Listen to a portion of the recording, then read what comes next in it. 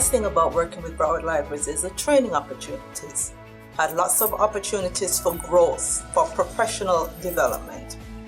So they gave you tools to do the job, and they enabled you to prepare for the next job for promotion. So there were so many different opportunities for growth, and so many opportunities to move out and develop in your career.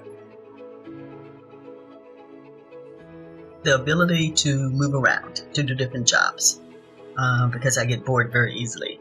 And so being able to be a youth services librarian, a reference librarian, a branch manager working fine arts, that gave me an opportunity to try different things and do different things and participate. So that's what made it fun for me. Otherwise, I don't think I would have made it all these years. More to the point was the opportunity to serve the community. I remember one time I helped a person. It would always happen. Some people wouldn't come back and say thanks, but so many people did. And I was in the supermarket and a lady said, "Remember me?" Of course I didn't remember this lady. She remembered me. Now suppose I had been rude to her. She said, "You know, with the information that you gave me and the books that you helped me with, I got a wonderful job and I'm doing so well."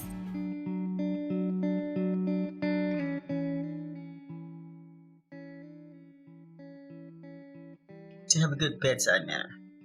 When I first started out, I did not have a good bedside manner. I did not understand the need of a person to feel like they were important and part of the whole organization. If you want to be a good leader, you have to be one that's prepared to be led.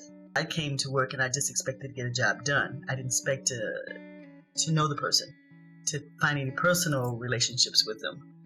You still had to keep it business and professional, but you needed to at least know that they had children, or they had a husband, or they liked sports or something. You need to know something about them as an individual. You got to be a listener. Listen to your team. You don't know everything. You need their buy-in. You need their help. Communicate a lot with them in different ways. It's not good enough to just send that odd email and expect everybody to respond. You go around, you talk to them, you relate to them one-on-one, especially your supervisors, your direct reports. Always make sure to be in tune with them.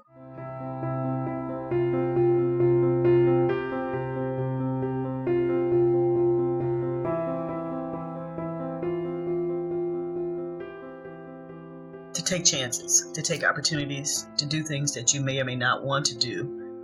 When something opens up, it may not be in the library location that you want. It may not even be in the field that you want. But in order to move up, you need to diversify. You need to do other things, to try other things, to take those stepping stones and take a chance of making yourself improve in different ways and getting a broader perspective about things. I would say get involved a lot in, with professionals outside of your division. Try to network, go to more conferences. I went to a few, but maybe not enough. Did I present papers and do, poster board sessions? I didn't do none of that. But if you're inclined, if you're more of a outgoing person and you think that you have the time and the energy and the bandwidth, do that. Widen your connections outside of the division. When I became a branch manager, I had done so many other things and had started out at the lowest level. So by learning and growing, I was able to work with the aide or work with the spec or the librarian, because I had already done those jobs.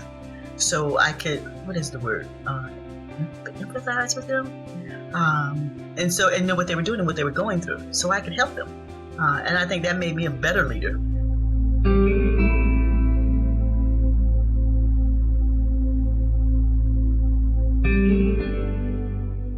I remember very early on in my career with Broward Libraries, I came into a situation which I never expected to find myself.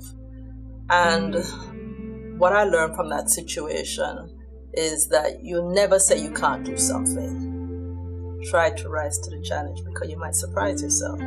The situation was this.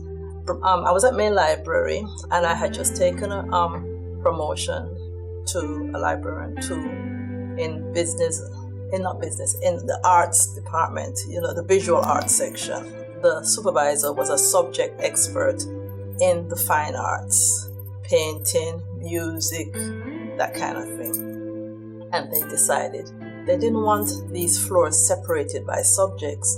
They wanted to make one floor for AV Pop. And this was the beginning of AV Pop. Well, he didn't care for none of those plans because it meant condensing and dumbing what he said, dumbing down his collection. Eventually, he kind of parted ways with the division. And here my librarian too, left with the project of moving this whole collection, weeding it and bringing it down to the third floor and changing the whole layout of the floor because the shelving had to be changed, the orientation of the shelving, the desk had to be cut down. And I'm like, but I never went to school for architecture. How on earth am I going to do it? I thought I couldn't do it. I did it. And I got a nice commendation. Everything is not black and white. That sometimes there's some gray areas. Because I was starting out, I abided by all the rules. You know, the rule book was my guide. This is what it says, this is what I'm doing. And you can't always abide by the rules as they are written. Sometimes you do have to bend or blend in order to be a good supervisor. And realize that you are empowered to do that. And that it's not wrong to do that.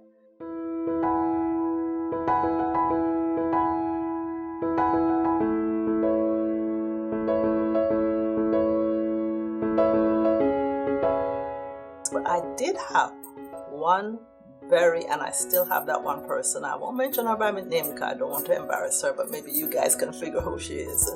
And she's a regional library manager. And from the very start of my career in libraries, she's given me guidance, and she was always there to help me, you know, because coming into Broward Libraries is not necessarily an easy thing for a new professional because, you know, it's so structured and there's so many rules and there's so many different forms and so many different ways of doing things. And this was before the internet. So, you know, you couldn't just go to one source. We didn't even have an intranet back there. You just had to know which form, which procedure, where, and they did have some huge binders, but sometimes you just couldn't find what you were looking for. And it would be her that would kind of help guide me when my supervisor wasn't available. Marlene Lee, she did a lot as far as trying to help me succeed because she took chances on me. I mean, I got my first job at Youth Services. I was like, you're going to hire me to do that? Because I was doing it at home with my kids, but I had no prior experience. You know, I didn't have a library degree. And she, you know, brought me in. She taught me from how to turn a page of a book to how to, you know, do a craft. She taught me a lot of different things and how to appreciate what I was doing with my own children and doing it with the community children. And then she hired me again. I mean, this lady took 2 chances on me. She hired me twice. To help somebody when I have left, I've prepared a manual with all the little different things that goes on in this building, our quirks, our situations, our keys, our you know, where the storages, different types of procedures and, you know, guidelines to help them along. Not regular standard Broward County things, but things specific to that building and that staff. If I was mentoring somebody, what I have done and tried to do is to try to encourage people to move up and to advance. I don't want to ever hinder anybody, even though I may like working with them, from moving up and trying to do different things and learning and growing, because it's very, very important. I've always encouraged staff to take ownership of projects, to not to second guess themselves. And anything that I've been involved with, I've always brought on the team and say, listen, if I should not show up for this particular event, I want you guys here to be prepared to continue the show.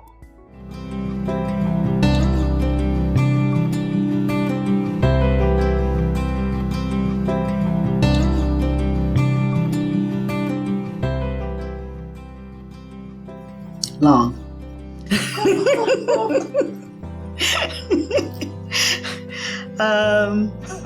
Okay, let's look at this from a different perspective.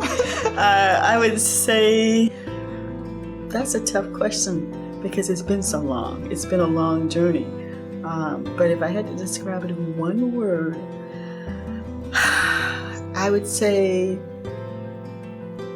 it's been a life. It's been a living, it's been an entity that I have had to live through and grow through. So it's been a big part of me. If I could come up with just one word, maybe adventuresome.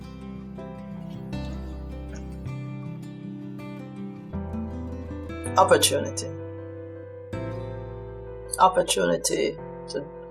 for your personal growth and an opportunity to do a lot of good.